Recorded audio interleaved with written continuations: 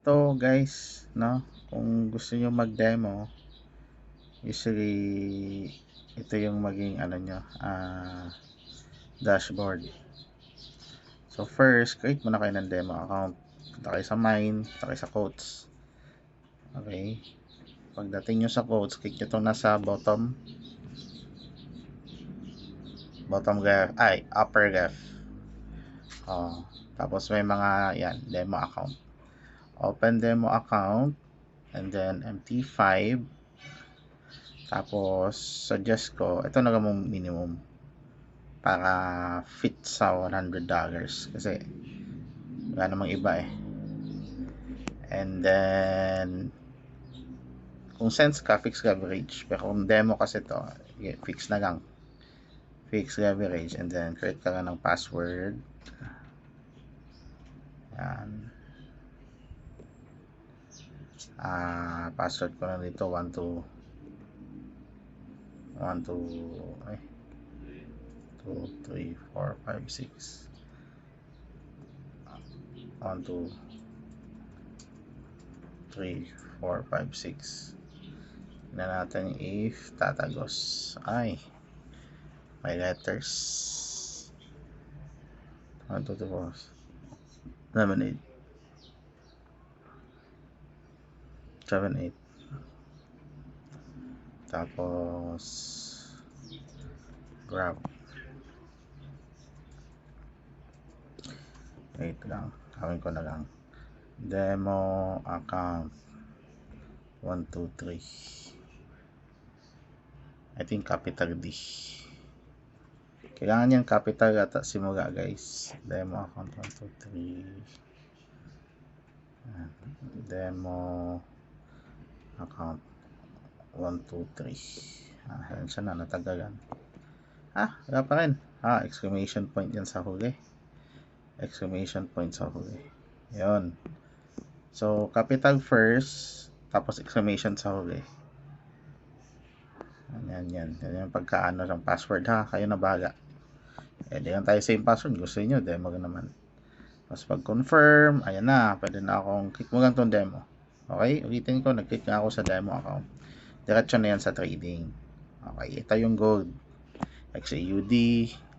Suggest dito ka muna sa gold. Hindi gumagalaw. So, dito tayo sa BTC. Okay?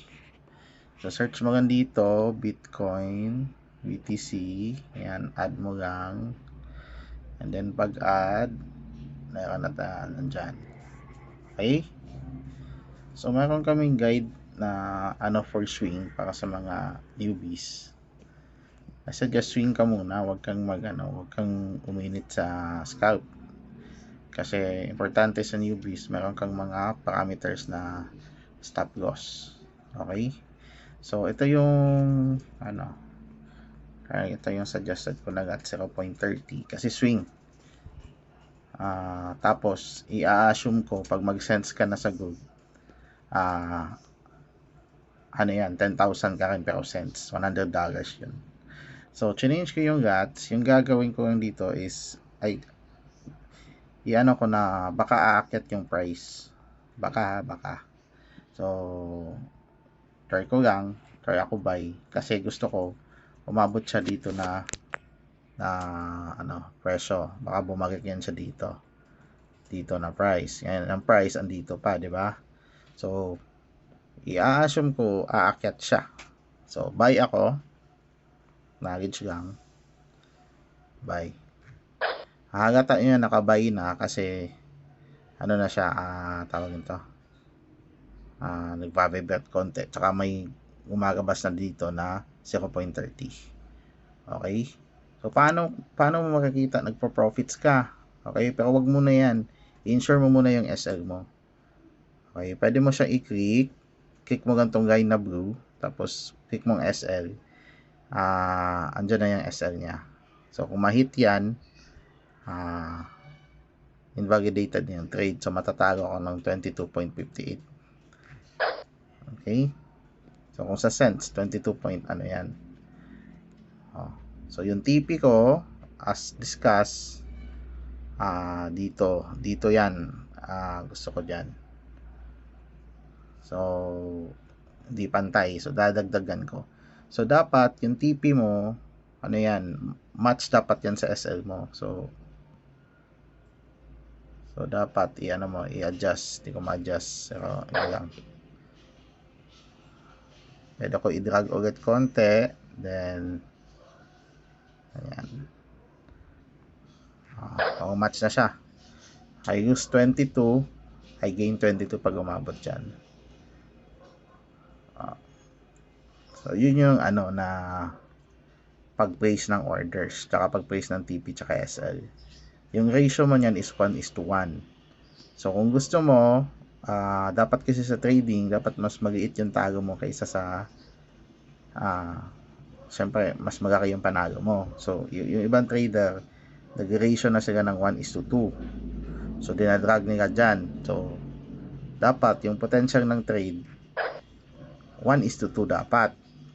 Kasi yung 1:1, hindi masyadong feasible yun kung ano ka,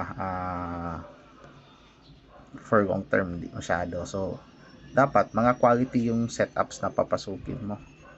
So, ngayon, i-check natin to kung ilan yung loss ko kung ma-hit. Diba? Kasi hindi pa siya na-hit ng SL eh. So, dapat, yun yung i-ano mo lang. Yun mo lang i-practice mo muna. Huwag kayong parang mag-aano ng pindot and everything. Tsaka may mga videos naman kami sa training nun. Paano mo ma-improve yung entries mo. So, yan muna i-master mo. Tsaka yung navigations. Kasi pag Monday to Friday, pwede ka mag-gold. Ayan. Basta i-maintain mo yung TP tsaka SL mo. Tsaka wag mong pilitin yung market. Tsaka, importante, naka-RRR ka, proper RR. So, gusto mo ng pagaging nagtitipi, pwede ka mag 1:1. Pero I suggest, masanay ka na sa 1:2. Okay? Ito kasi yung maganda sa, dito kasi yung pumapagdo yung iba eh. So, kahit matalo man sila ng straight, ng 2 losses, manago sila ng isa, goods na. Diba? So, ano na lang kaya to kung dito ka nag-entry, di ba? 72K. Oh. Di ba? Tapos lumipad siya sa 79. Oh. Ano na lang kaya kung diyan ka nag-entry? Tiba-tiba ka diyan. Di ba? So, ito yung kailangan mo siyang matutunan, yung proper RR. Kasi yung iba, hindi na kontento yan sa yan. Yung iba gusto nila 1:3. So, yan nila yung nila. Kasi, malalaman mo yan kung ilan yung TP mo, tsaka, basta yung SL mo, example, 10.